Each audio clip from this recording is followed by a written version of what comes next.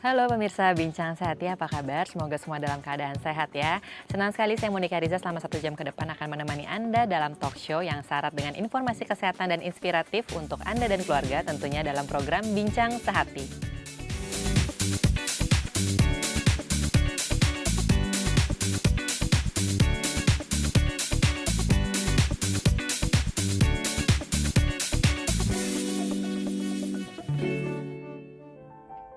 Ya, pemirsa Bincang Sehati, setiap tubuh manusia memiliki kelenjar yang memproduksi hormon tertentu. Dan jika hormon berjalan dengan normal, maka tidak akan menimbulkan masalah dalam tubuh. Namun, jika produksi hormon itu berlebihan, akan menimbulkan bahaya.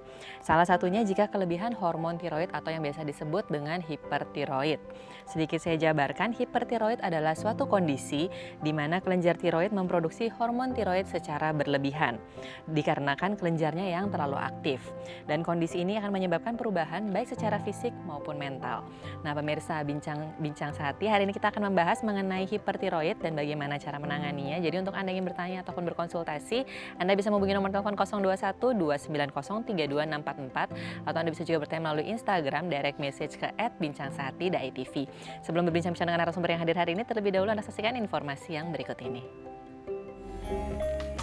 Setiap tubuh manusia memiliki kelenjar untuk memproduksi hormon tertentu. Jika hormon berjalan dengan normal, maka tidak akan menimbulkan masalah di dalam tubuh. Ya, pada dasarnya setiap tubuh manusia memiliki kelenjar yang memproduksi hormon tertentu. Jika hormon berjalan dengan normal, maka tidak akan menimbulkan masalah di dalam tubuh.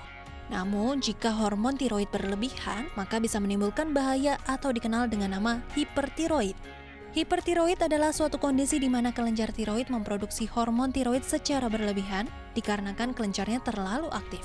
Kondisi ini menyebabkan perubahan baik secara mental maupun fisik. Ya, pemirsa Bincang Sehati, Anda sudah melihat sekilas informasi mengenai hipertiroid. Untuk membahas hari ini mengenai hipertiroid sudah datang di sini narasumber kita Dr. Radian SPTH-TKL, spesialis THT dari Rumah Sakit Medika BSD. Halo dokter, apa kabar? Silahkan duduk dok. Ya. Terima kasih udah datang di Bincang Sehati. Oke dok, kita sebelum kita membahas mengenai hipertiroid, Ya. boleh sedikit dijelaskan dulu definisinya. Sebenarnya kelenjar tiroid itu apa sih? Oke, kelenjar tiroid itu dia secara anatomis adalah suatu kelenjar endokrin yang terbesar di dalam tubuh manusia. Dia letaknya di leher bagian depan, kemudian bentuknya tadi seperti kupu-kupu, dan dia ada 2 lobus, kanan dan kiri, masing-masing panjangnya sekitar 5 cm. Kemudian secara fisiologis atau fungsinya, dia itu memiliki fungsi untuk menghasilkan hormon tiroksin dan triiodatironin. Kemudian juga TSH, thyroid stimulating hormone. Nah, fungsi dari ketiga hormon ini adalah untuk metabolisme daripada lemak, protein dan karbohidrat yang akan berfungsi terhadap proses fisiologi dalam tubuh. Oke, nah kalau yang disebut hipertiroid ini berarti semua fungsi-fungsi dari kelenjar tiroid ini berlebih gitu? Ya, metabolismenya jadi meningkat karena hormon tiroidnya itu meningkat di dalam tubuh. Oke, nah penyebabnya apa dok biasanya dok? Penyebabnya itu banyak ya. Kalau yang pertama biasanya ada gangguan di sistem autoimunnya, kemudian bisa juga infeksi dari bakteri dan virus, kemudian bisa juga terpapar obat-obatan yang mengandung iodin, kemudian bisa juga dari kanker tiroid, kemudian juga pada kondisi kehamilan biasanya kan ada gangguan sistem hormon. Gitu, yang paling banyak penyebabnya apa dok? Yang paling banyak itu biasanya dari gangguan sistem autoimun ya. Iya. Oke. Nah kalau hipotiroid sendiri artinya dok? Hipotiroid itu adalah suatu kondisi manifestasi klinis di mana keadaan tiroid di dalam tubuh manusia itu berkurang. Penyebabnya juga bisa akibat dari autoimun atau? Penyebabnya biasanya kekurangan yodium dan juga hipotiroid kongenital. Jadi biasanya dari lahir memang kadarnya sudah menurun. Oke. Nah kalau disebut ada penyakit Graves itu penyakit apa tuh dok? Ya, penyakit Graves itu adalah suatu penyakit yang tadi bisa menyebabkan gangguan sistem autoimun sehingga menyebabkan hormon tiroksin atau T4-nya itu meningkat sehingga akhirnya terjadi hipertiroid.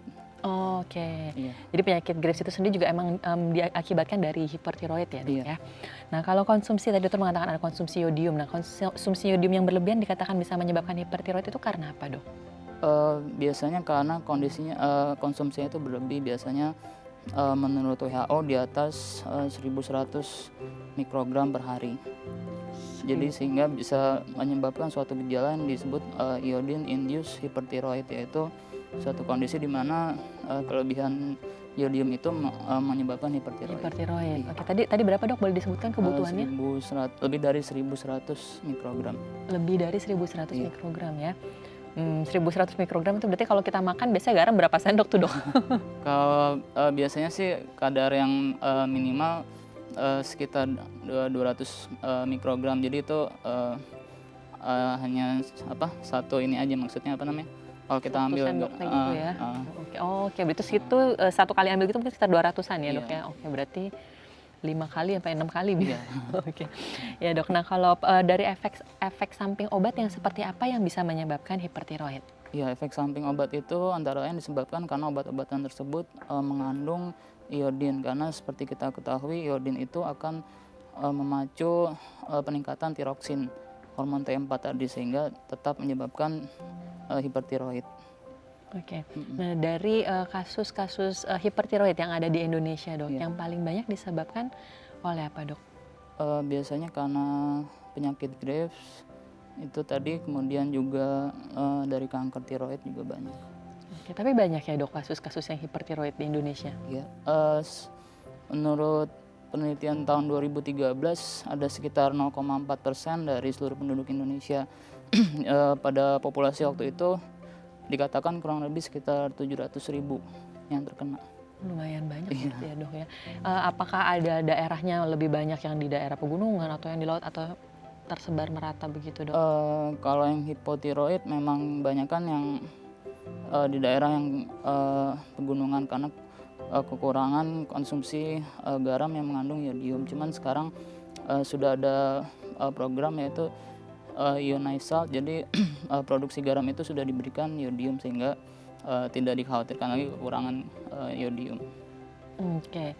Ya deh, Dok, nanti kita masih akan membahas lagi, Dok, mengenai hipertiroid. Ya, pemirsa Bincang Sehati, kita masih membahas mengenai kenali gangguan hipertiroid. Jadi untuk Anda yang bertanya atau berkonsultasi, Anda bisa menghubungi nomor telepon 021 29032 644, atau Anda bisa juga bertanya melalui Instagram direct message ke @bincangsehati.itv. Sebelum kembali berbincang-bincang dengan narasumber yang ada hari ini, Anda saksikan dulu informasi yang berikut ini.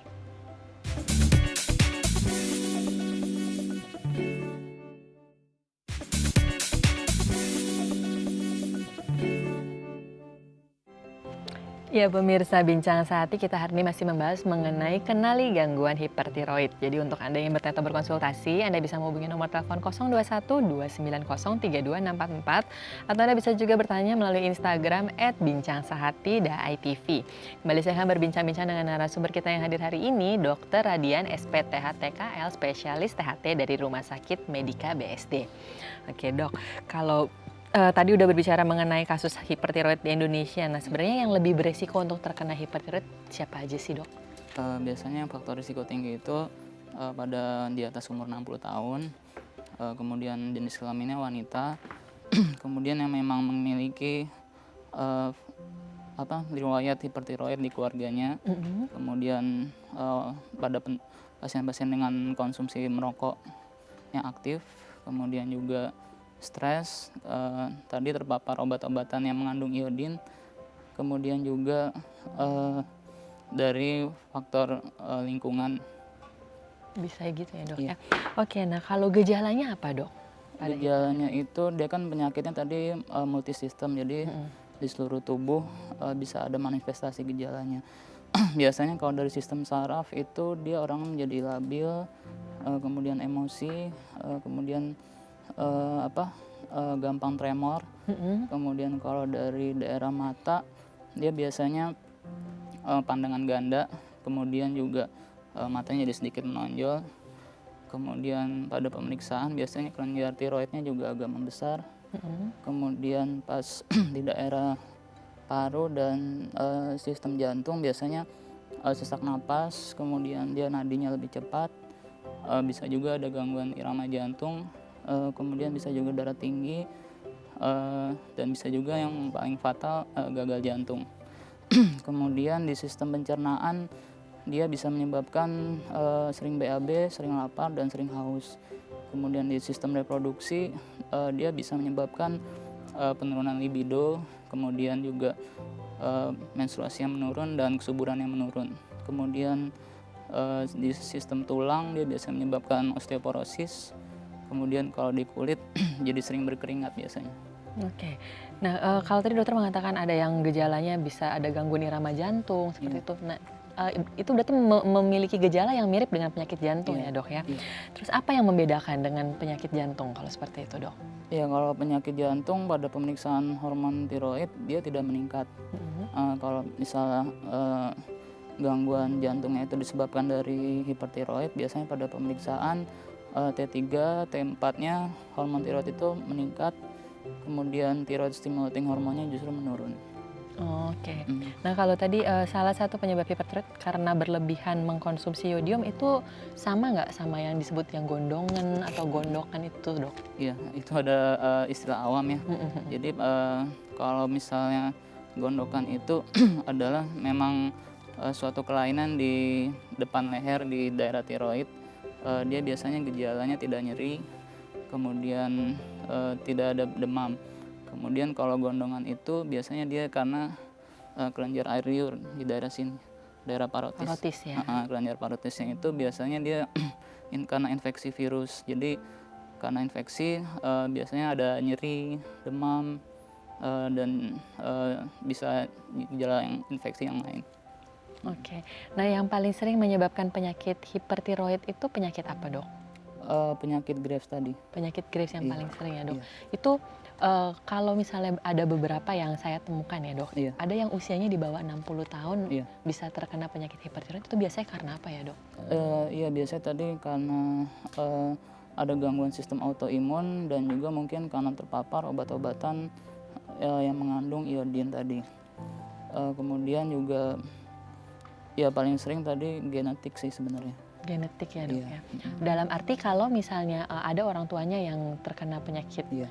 hipertiroid itu akan bisa diturunkan ke anaknya begitu ya, Dok, ya. Dalam kondisi yang serius hipertiroid ini bisa berkomplikasi pada apa aja, Dok? Tadi bisa pada sistem jantung, jadi bisa menyebabkan gagal jantung sehingga bisa terjadi kematian kalau tidak ditangani dengan cepat. Oke. Jadi bisa beresiko ya kepada Iya. penyakit jantung ya, Dok, Iya, ya. iya. Oke. Biasanya pemeriksaannya untuk bisa tahu pemeriksaan pada orang yang dengan penyakit tiroid ini apa aja sih, Dok? Pemeriksaannya biasanya kita dari anamnesis dulu, kemudian pemeriksaan fisik kita raba daerah lehernya apakah kelenjar tiroidnya membesar atau enggak pada saat dia menelan. Kemudian untuk pemeriksaan penunjangnya biasanya kita periksa hormon T3, T4, kemudian TSH-nya, kemudian bisa juga kita lakukan pemeriksaan USG daerah leher atau CT scan, kemudian bisa juga thyroid scanning untuk melihat kadar iodium yang ada di dalam lehernya. Oke. Thyroid scanning, jadi maksudnya Iya. diperiksanya nggak cuma dari pemeriksaan fisik aja ya, Dok, Iya, ya? iya. Oke. Nah, kalau tadi dokter bisa tadi menjelaskan sedikit lagi, Dok, diulang yang untuk hormon-hormon yang berpengaruh terhadap tiroid ini, Dok. Ya, pembentukannya hormon tiroid itu dari triiodothyronin atau T3, kemudian hormon tiroksin atau T4. Nah, hormon ini dibawa oleh yang namanya thyroid stimulating hormone atau TSH. Jadi tapi kalau T3 dan T4-nya itu meningkat, biasanya dia feedback mekanisme, jadi mekanisme umpan balik, jadi sehingga TSH-nya menurun biasanya pada kondisi hipertiroid. Oke, iya deh. Oke, Dok, nanti kita baru membahas mengenai hipertiroid lagi. Oke. Iya, pemirsa Bincang Sehati, kita masih membahas mengenai kenali gangguan hipertiroid. Jadi untuk Anda yang bertanya atau berkonsultasi, Anda bisa menghubungi nomor telepon 021 290 32 644 atau Anda bisa juga melalui Instagram @bincang_sehati.itv. Sebelum berbincang-bincang kembali dengan narasumber yang hadir hari ini, terlebih dahulu Anda saksikan informasi yang berikut ini.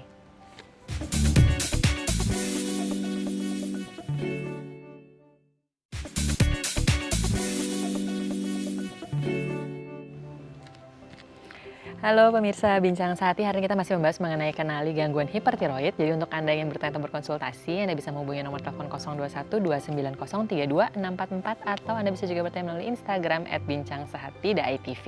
Kembali saya akan berbincang-bincang dengan narasumber yang hadir hari ini, Dr. Radian, SPTHTKL, spesialis THT dari Rumah Sakit Medika BSD. Oke dok, tadi udah membahas mengenai pemeriksaannya ya dok ya. Tadi dokter mengatakan dengan pemeriksaan lab biasanya, terus begitu dengan scan dari tiroid gitu ya dok. Nah, bila sudah ditegakkan ada hipertiroid, biasanya pengobatannya bagaimana dok? Pengobatannya biasanya kita lihat dulu tergantung usia, kemudian tergantung kadar hormonnya. Biasanya bisa dengan obat-obatan, kita lakukan pengobatan, kemudian juga bisa dengan radioterapi, kemudian bisa juga dengan yang terakhir pilihannya operasi. Oke, kalau untuk dioperasi, kondisi seperti apa yang diharuskan untuk dioperasi? Ya, biasanya kasus hipertiroidnya itu yang sudah diberikan pengobatan dan radioterapi cuman tidak respon. Kemudian juga dia berulang. Dan juga pada kondisi biasanya hamil ataupun keadaan hormon yang tidak stabil sehingga dia tidak bisa mengkonsumsi obat dan radioterapi.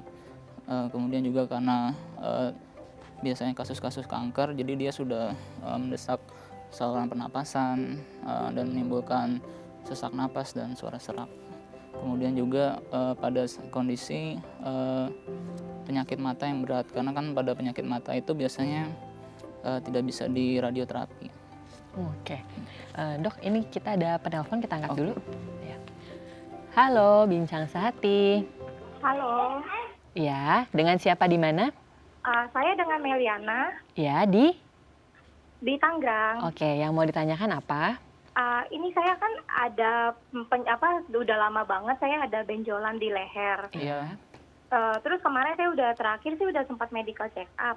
Cuma saya kan belum bawa ke dokter spesialis lagi. Cuma hasilnya ini ada tulisannya itu incidental findingnya itu tampak lesi hipozoik ukuran 1,1 kali 1,8 kali 0,5 cm di area submandibula kanan. Pada CDI tampak avaskular, batas tegas dan tepi regular. Terus ada tiroid bilateral dan isthmus normal. Keduanya itu curiga single bening lesion di area submandibula kanan dilatasi kelenjar. Itu berbahaya nggak ya dok? Iya. Itu aja yang ditanyain? Iya.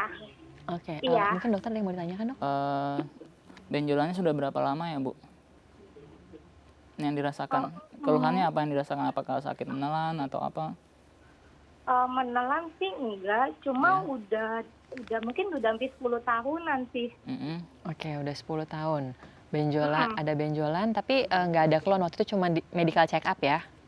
Iya, karena kan mulai membesar. Iya. Oke. Apa perlu ke dokter spesialisnya untuk pengecekan lebih lanjut? Apa itu aman ya sesuai dengan medical check up-nya? Iya. Mau di... Iya. Oke. Saya coba jawab ya Bu. Dijawab ya. Dari hasil USG-nya ya Bu ya, itu ya tadi ya? Dari hasil USG itu ya? USG-nya itu bukan di daerah tiroid tapi di daerah submandibula di bawah rahang sini. Jadi masih jauh sih dari tiroid. Kalau tiroid dia pasti lebih ke leher ya, lebih kalau ke tiroid leher ya. depan ya. Kalau daerah submandibula dia masih di atas. Dan benjolannya itu nggak terlalu besar sih. Banyak kemungkinan bisa karena pembesaran kelenjar getah bening ataupun bisa karena infeksi. Jadi saran saya sih kalau memang mau ada pemeriksaan lanjutan biasanya bisa dilakukan biopsi ataupun diangkat secara keseluruhan kelenjarnya. Oke. Jadi kalau tadi apakah perlu ke dokter spesialis lain dok untuk lebih? Boleh, bisa. Bisa ya? Bisa, mungkin bisa ke dokter THT, nanti tinggal dilakukan penegakan diagnosis lebih lanjut. Oke, jadi ke dokter THT untuk bisa lebih jelas lagi penyakitnya apa begitu ya dok ya. Tapi tadi sebenarnya kalau dilihat dalam jangka waktu 10 tahun itu sebenarnya bukan sesuatu yang berbahaya begitu ya dok ya? Iya, kalau memang tidak membesar secara terus-menerus, biasanya sih karena pembesaran kelenjar getah bening biasa atau karena infeksi. Oke, ya semoga membantu jawabannya ya. Oke, Dok, kalau misalnya obat-obatan yang dipakai untuk pengobatan pada terapi hipertiroid, apakah itu aman, Dok, untuk ginjal seperti itu, Dok? Iya, biasanya setelah pemberian pengobatan 1 atau 2 bulan kita melakukan pemeriksaan fungsi ginjal dan mengevaluasi pemberian pengobatan tersebut untuk kita ukur kembali fungsi hormonnya menurun atau tidak, atau ada respon atau tidak. Oke. Nah, apakah ada kondisi-kondisi penyakit tertentu yang harus diwaspadai pada pasien-pasien dengan hipertiroid? Iya, tadi yang penyakit GRAS itu yang disebabkan karena gangguan sistem autoimunnya. Jadi kalau gangguan sistem autoimun itu kan tidak bisa diprediksi, jadi tergantung kekebalan tubuh pasiennya juga. Oke, jadi memang harus lebih banyak untuk menjaga kesehatan dari Iya. pasien itu sendiri ya, Dok, Iya. ya? Oke. Nah, kalau untuk pengobatan pada pasien-pasien dengan hipertiroid itu biasanya berapa lama ya, Dok? Pengobatannya biasanya 1 sampai 2 bulan tadi. 1 sampai 2 bulan ya? Iya. Oke. Setelah 1 sampai 2 bulan dikonsumsi obat, apakah ada kecenderungan untuk bisa benar-benar putus ataupun lepas dari obatnya atau memang harus dilanjutkan biasanya, Dok? Iya, biasanya nanti apabila setelah di terapi hormon tiroidnya menurun, kita akan evaluasi lagi sekitar 6 bulan. Apakah memang tetap menurun ataupun tidak stabil, misalnya ada peningkatan atau bagaimana. Oke. Nah, kalau pada penyakit hipertiroid biasanya ada komplikasi lain nggak nih, Dok? Komplikasinya tadi ya itu tadi yang paling berat sih bisa ke sistem pernafasan dan jantung. Sistem pernafasan dan jantung ya, Dok, Iya. ya. Biasanya untuk bisa terjadi komplikasi tanpa ditangani, Iya. itu berapa lama tuh, Dok? Biasanya sih bisa lebih dari 2 tahun. Oke, jadi nggak dalam waktu yang cepat juga Iya, ya, Dok, iya. ya. Oke. Nah, kalau tadi dokter mengatakan dari gejalanya aja biasanya kan kelihatan matanya tuh lebih melotot begitu Iya. ya, Dok. Itu biasanya kenapa ya, Dok? Iya, itu karena metabolisme hormon tiroidnya di dalam tubuh lebih cepat, sehingga fungsi pembuluh darahnya juga menyebabkan terjadi percepatan pembuluh darah dan sistem fungsi dari hormonnya itu, sehingga responnya jadi lebih besar dan dadanya berdebar-debar, biasanya sering keringetan. Oke. Nah, apakah hipertiroid ini bisa dicegah? Bisa dicegah dengan cara menjaga konsumsi yodiumnya, kemudian berolahraga yang teratur, kemudian konsumsi kalsium dan vitamin D yang teratur juga, karena seperti kita ketahui kalsium dan vitamin D itu berfungsi sebagai pembentukan dari hormon tiroid itu. Oke. Nah, kalau misalnya udah dalam kondisi yang hipertiroid, Iya. berapa banyak konsumsi garam yang bisa dikonsumsi pada pasien-pasien hipertiroid ini? Biasanya sih tadi sekitar 100 mikrogram per hari. 100 mikrogram. Berarti lebih sedikit. Iya. Kalau bisa makannya mungkin nggak pakai garam kali ya, Dok, ya, kalau kayak begitu ya, Dok. Oke, kalau misalnya untuk olahraga sendiri, apakah boleh berolahraga orang-orang dengan hipertiroid ini, Dok? Bisa dilakukan olahraga, asal olahraga jangan terlalu capek seperti itu. Oh, oke. Iya, dan nanti kita masih akan membahas lagi dokter mengenai hipertiroid. Ya, pemirsa Bincang Sehati, kita masih membahas mengenai kenali gangguan hipertiroid. Jadi untuk Anda yang ingin bertanya atau berkonsultasi, Anda bisa menghubungi nomor telepon 021 290 32644 atau bisa juga bertanya melalui Instagram @bincangSehati.itv. Sebelum kembali berbincang dengan narasumber yang hadir hari ini, terlebih dahulu Anda saksikan informasi yang berikut ini.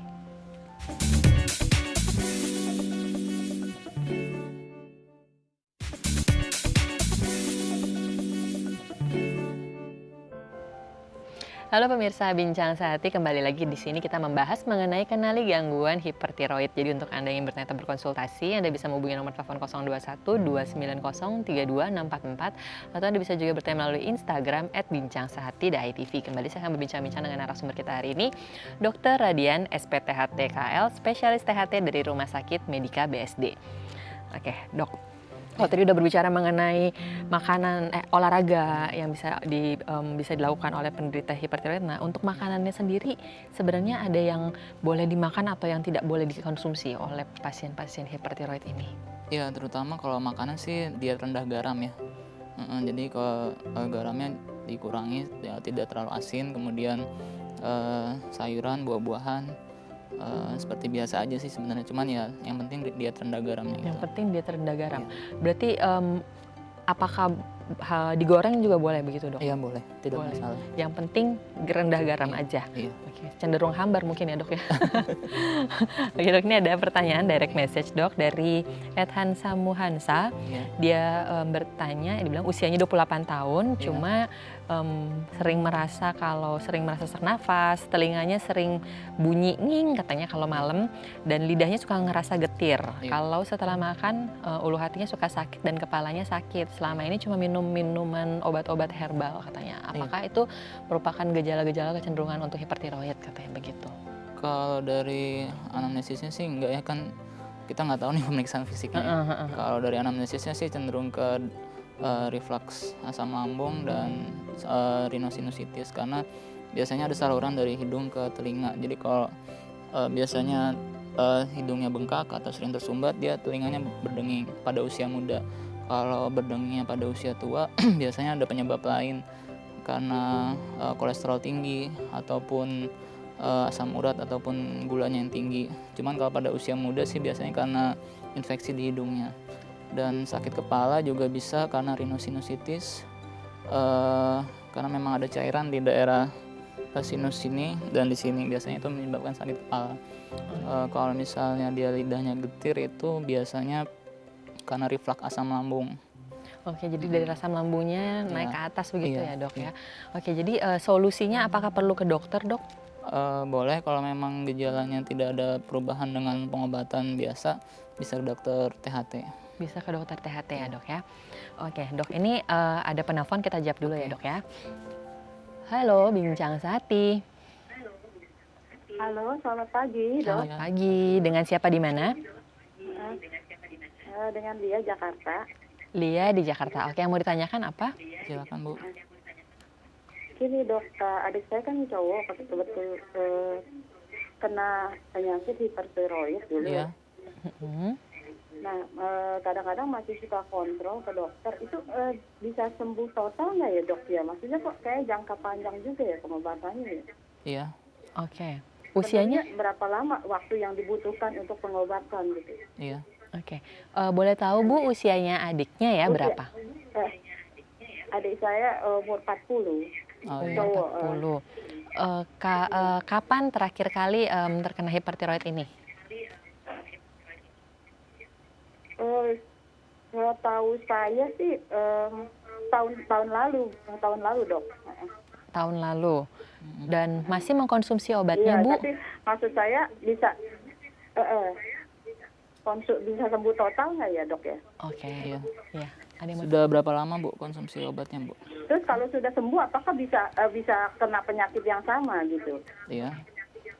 Kalau boleh tahu udah berapa lama, Bu, pengobatannya? Pengobatannya setahu saya sih mungkin kurang lebih 9 bulan sampai setahun ada kali ya. Saya juga Oh, iya. nggak terlalu jelas tanya teliti sih. Iya. Iya. Oke. Iya, Cukup, terima Dok? kasih, Bu. Iya. Ya. Ya. Oke, langsung dijawab Gimana, ya, Dok? Ibu ya. Terus maaf satu Ya. lagi, Dok, kalau Ya. boleh. Saya Mm-mm. mau tanya, ada juga satu lagi, kebetulan saudara kena penyakit kelenjar TB tuh. Itu di leher, cewek, dia wanita, Iya. lehernya udah minum obat selama 6 bulan. Iya. Tapi kok tadinya udah mengempes dikit tuh, Iya. tapi ada lagi gitu tonjolan lehernya. Ada Kenapa lagi ya, ya? Dok? Iya. Oke. Oke, iya. Kelenjar Mohon TB ya, berarti informasinya TB ya, Dok. paru. Terima Iya, kasih. Dewi Paru. Iya. Ya, terima Oke. kasih, Bu. Terus apa makanan yang harus dikonsumsi sebaiknya apa gitu, Dok? Oke. Iya, langsung Sama yang dijawab harus ya. dihindari sebaiknya apa gitu, Dok? Iya. Oke. Iya. Makasih, Bu Lia. Iya, terima kasih, Bu. Oke, kita jawab Oke, satu-satu satu-satu dulu ya, Bu. Ini banyak yang hipertiroid dulu, mendingan biar nggak lupa. Ya, hipertiroid itu tadi memang tergantung dari kadar hormon tiroid di tubuh pasiennya. Jika memang hormon tiroidnya meningkat, pengobatannya harus dilanjutkan. Sebenarnya sih tidak ada batas waktunya, cuman kalau memang berulang, sebaiknya sih diangkat kelenjar tiroidnya. Seperti itu, karena biasanya kalau udah dengan pengobatan, kemudian dengan radioterapi nggak ada respon, biasanya memang sarannya diangkat. Tapi kalau memang kalau tidak dari keluarga tidak mau diangkat, ya harus ya sabar menjalani terapinya aja seperti itu. Karena memang kalau udah gangguan sistem autoimun memang sulit untuk disembuhkan. Oke. Seperti itu. Berarti sebenarnya di kasusnya adiknya Ibu Lia ini Iya. dalam jangka waktu pengobatan 9 bulan sampai 1 tahun ya dok Iya, ya. iya. Kan menurut beliau apakah bisa sembuh gitu. Iya. Mungkin kalau misalnya saran dari dokter spesialisnya Iya. ada saran untuk diangkat, kalau udah diangkat mungkin akan sembuh ya begitu ya dok ya. Tapi kalau memang tidak ingin diangkat berarti memang harus sabar dengan terapi itu aja Iya. begitu ya, minum obat seperti itu ya. Iya. Oke. Kemudian satu lagi tadi pertanyaannya adalah kelenjar TB. TB-nya. Ya biasanya kalau memang sudah terapi 6 bulan tidak ada respon, biasanya bisa dilanjutkan dengan pengobatan yang lebih tinggi lagi. Biasanya kalau terapi 6 bulan itu bisa dilakukan di puskesmas. Kalau memang ternyata tidak respon, biasanya dirujuk ke rumah sakit seperti itu. Oke, yang penting obatnya diminum selama teratur ya dok iya, ya. teratur Artinya dan tidak tidak putus. boleh putus sama Iya, sekali begitu iya. ya. Dan harus memang datang ke dokternya lagi memang membuktikan kalau memang obatnya udah berhenti benar-benar dan memang udah sembuh begitu ya. Iya, biasanya nanti diperiksa dahaknya, kalau memang dari sputum dahaknya itu tidak ditemukan kuman, biasanya pengobatan dihentikan. Tapi kalau memang masih ada dan tidak respon, biasanya sih dari vaskes pertama atau puskesmas dirujuk ke rumah sakit. Oke. Tapi memang normalnya walaupun itu TB kelenjar tetap harus 6 bulan ya dok ya. Iya, pengobatan menurut dari Depkes standarnya sih 6 bulan. 6 bulan ya. Oke. Untuk makanannya sebenarnya apa aja boleh dimakan nggak dok? Makanan sih tidak ada pantangan kecuali kalau memang dia ada alergi, misalnya ada alergi makanan dingin ataupun alergi seafood.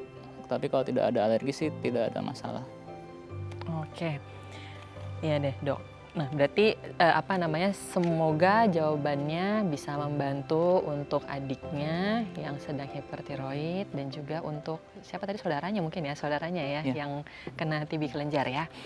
Oke. Nanti kita masih akan membahas nih dok.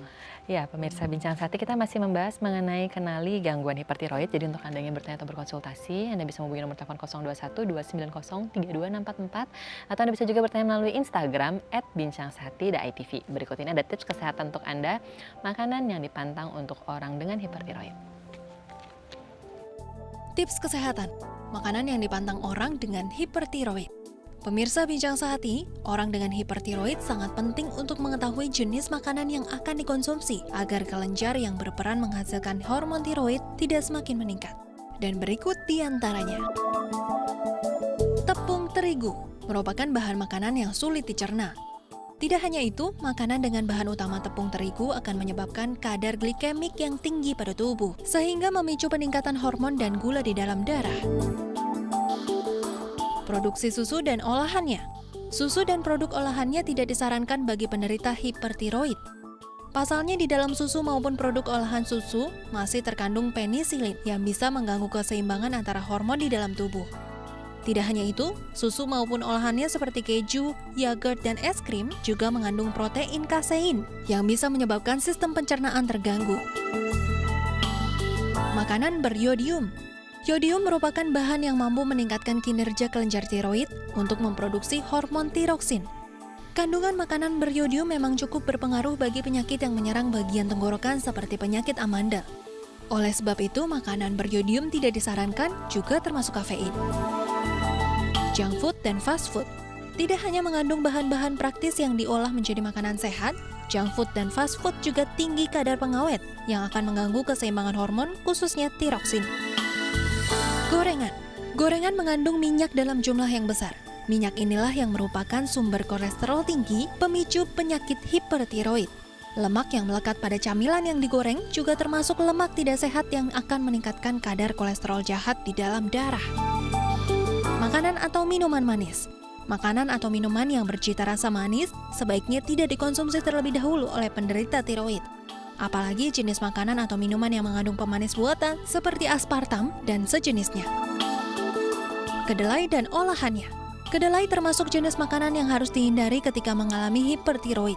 Selain kedelai utuh, produk olahan kedelai juga termasuk pantangan sementara bagi penderita hipertiroid, misalnya dengan tahu, susu kedelai, kecap, tempe, dan sebagainya.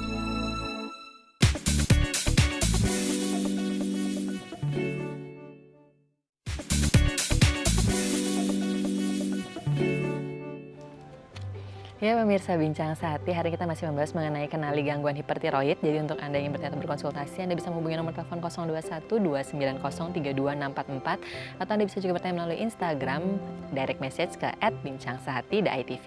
Kembali kita akan berbincang dengan narasumber kita hari ini, Dr. Radian SPTHT KL, spesialis THT dari Rumah Sakit Medika BSD. Oke dok, kalau tadi udah berbicara mengenai pantangan makanannya begitu ya dok, kira-kira apa sih yang bisa dilakukan untuk bisa menjaga kesehatan dari kelenjar tiroid ini dok?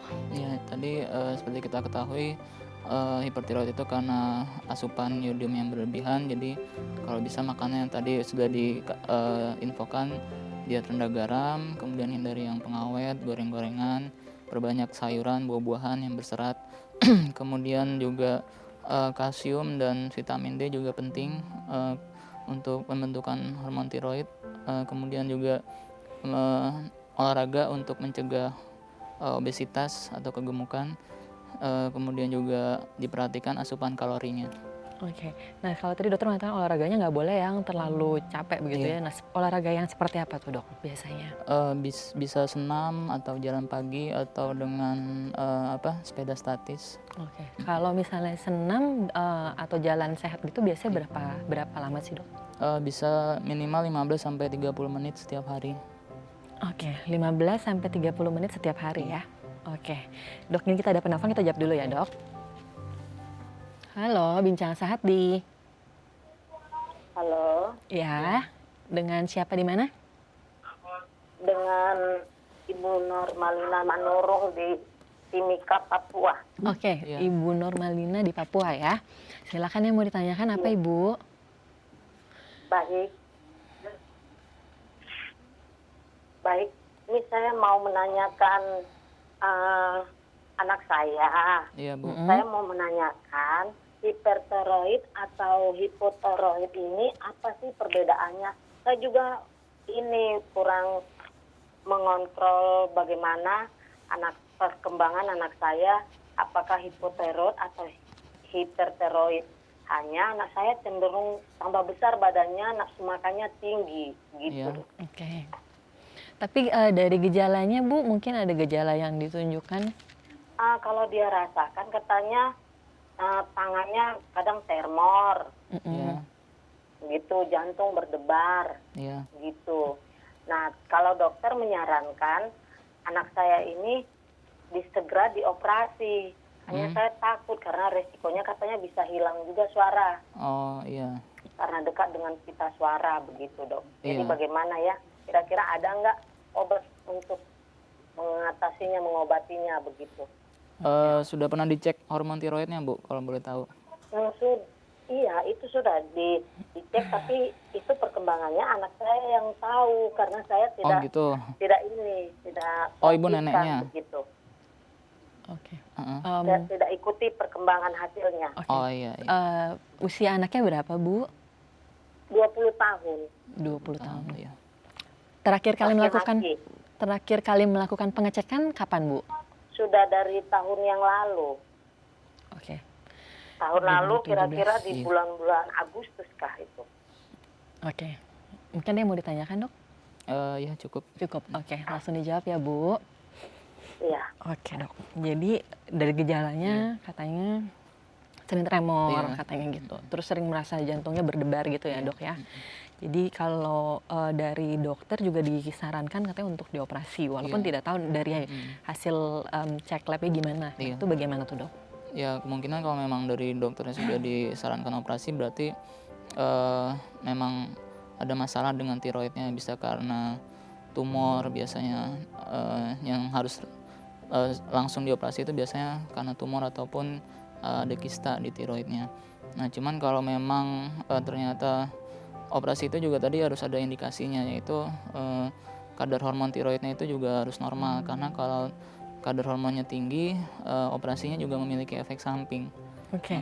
Jadi nggak sembarangan langsung dioperasi. Jadi biasanya kalau memang kadar hormon tiroidnya tinggi, kita stabilkan dulu dengan pemberian obat-obatan ataupun dengan radioterapi. Oke. Jadi kalau memang sudah pemberian obat-obatan dan radioterapi kemudian tetap naik turun kadar tiroidnya, yang artinya tidak respon, ya mau nggak mau sih harus dioperasi. Tapi memang ada step-stepnya sih, nggak langsung harus dioperasi, nggak. Dalam arti satu kali operasi itu akan langsung selesai atau memang ada beberapa kali tuh dok biasanya? Ya sebenarnya tergantung dari gangguan di kelenjar tiroidnya itu, karena operasi itu biasanya sebagian kelenjar tiroidnya diangkat ataupun diangkat seluruhnya kalau memang bermasalah. Kalau memang ada jaringan yang normal biasanya dipertahankan. Oke, ya. Semoga jawabannya membantu ya. Oke, ini dok masih ada penelpon lagi, kita jawab dulu ya dok. Halo, Bincang Sehati. Halo, selamat siang. Ya, selamat Ya, siang. siang. Dengan siapa di mana? Saya Yosi di Bukit Tinggi. Di Bukit Tinggi. Oke, silakan yang mau ditanyakan apa? Begini dokter, saya kan sudah 2 tahun kemarin itu ada bengkak di leher. Saya Iya. terkejut juga kok ada bengkak gitu. Terus saya cek ke rumah sakit, Iya. jadi ada 2 kali tes lab itu ya, apa namanya lupa. Terus kata spesialisnya disuruh operasi. Iya. Terus saya mundur aja, saya nggak mau. Sekarang karena udah ada acara ini, saya keinget lagi. Iya. Tapi saya nggak ada keluhan, cuma ada bengkak aja gitu dokter. Ada bengkak di leher ya? Nggak ada sakit. Gimana? Ada bengkak di leher ya? Iya ada bengkak aja, tapi nggak ada terasa sakit menelen atau gimana. Terus belakangan tensi saya memang naik, apakah tensi karena ini atau memang ada saya hipertensi, nggak tahu juga dokter, apakah ada hubungannya. Ada Bagaimana? gejala apa Bu sebelumnya? Apakah sering berdebar malam hari atau keringetan tangannya atau bagaimana?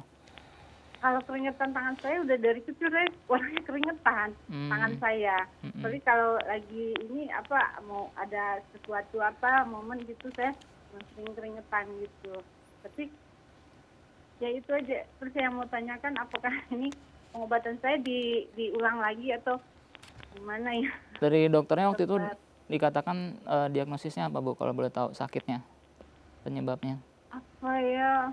Kan karena bengkak ini katanya udah ada tes yang lab itu udah T berapa sih? T3 T4-nya? Iya. Iya. Udah 2 kali. Oh, udah Katanya 2 kata kali. spesialisnya ya udah 2 kali. Ada positif satu dokternya disuruh saya operasi, saya nggak mau. Oh gitu, iya. Iya, terus gimana ya? Apakah bahaya kalau saya biarkan ya? Iya, Umur saya 42. 42 ya Bu, iya. Iya. Mohon penjelasannya dokter. Iya, baik.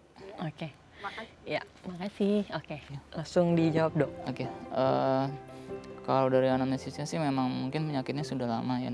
Jadi mungkin ya itu pilihannya, kalau memang dari ibunya tidak mau dioperasi ya harus konsumsi obat dan di radioterapi. Cuman kalau memang ingin dioperasi ya karena memang udah anjuran dari dokter sebelumnya untuk operasi, ya sebaiknya dioperasi seperti itu.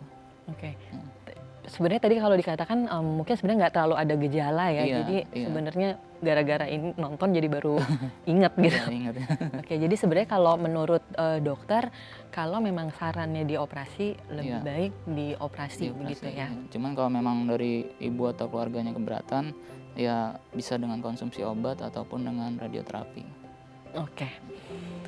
Oke, semoga jawabannya membantu. Oke, dok, ini kita ada penelpon lagi. Oke. Kita jawab lagi ya. Halo. Halo, selamat siang dok. Ya, siang. Bincang Sehati. Silakan. Dengan siapa di mana? Oke, sebentar. Halo, Ya. Ibu dengan ibu siapa? Ibu Insi di Papua, Sorong Ibu Insi Papua. di Papua. Iya, silakan Ibu. Iya, kebetulan saya punya keluhan tiroid ini.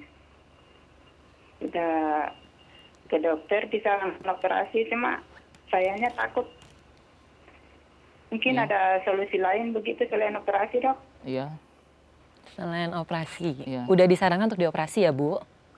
Iya. Oke, Udah berapa lama? Kalau pembengkakannya ini ketahuannya sudah sekitar 15 tahun. Waduh.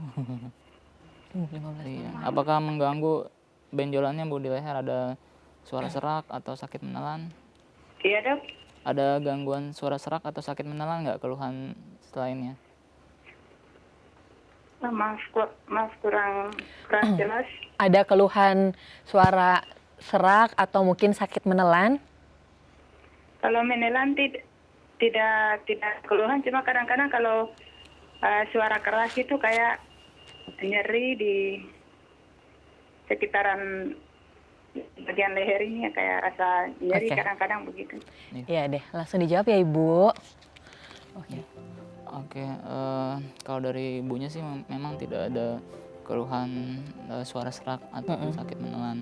Jadi tadi seperti saya katakan, bisa juga dengan terapi obat-obatan, tapi memang agak lama dan butuh kesabaran. Cuman kalau memang udah ada keluhan suara serak ataupun sakit menelan, biasanya itu karena gejala kanker tiroid dan sudah menyebar ke daerah lain. Nah itu kalau itu mau nggak mau harus dioperasi. Dioperasi Iya. ya. Oke, jadi solusinya memang harus dioperasi ya. Iya.